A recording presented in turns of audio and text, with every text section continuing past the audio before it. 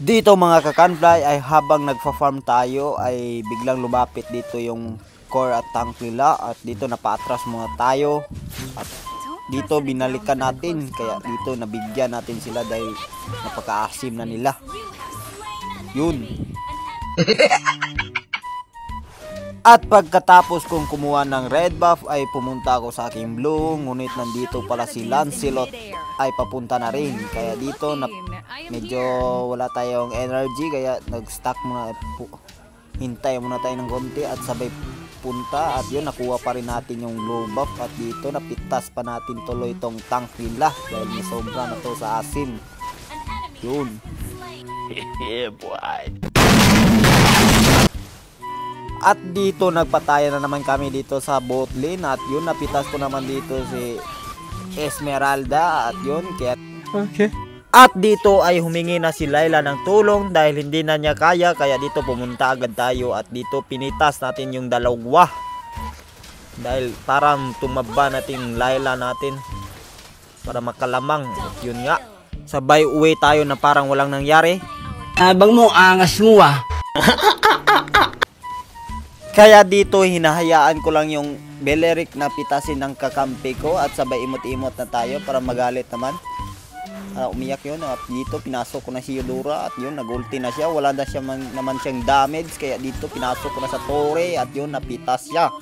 Godlike na tayo.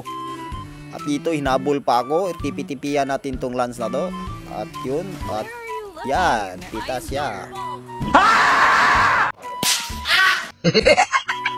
Dito gusto makipag-retrihan tong lance na to pero malakay rin naman tayo kaya ayun hindi niya nakuha at dito napitas pa siya tuloy at pinauwi ko na.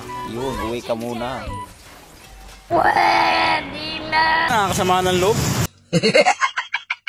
Hintay-hintay lang tayo dito at yun sabay pasukin natin tong Beleric na to. Clear para makapush tayo ng torre at yun nga wait na lang, huwag muna tayong pasok.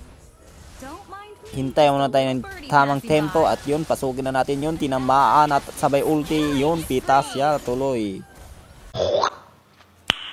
Nice. At dito ay hindi na ako napaghintay at pinasok ko na dito sila sa base nila at yun mukhang wala naman tayo napitas kaya freestyle na lang tayo dito sabay labas.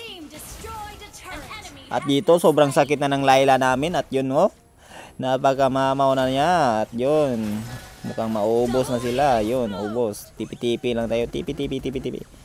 At dito, tinamaan si Granger. At yun, munti ka na. Pitas na naman. Sobrang sakit na. Kaya dito, end na natin dito mga par. Para makakuha na naman tayo ng another star. At yun nga. Tapos ang laban. Kaya kung nagustuhan niyo ang content na to, mag-follow, comment, share na rin. Nice.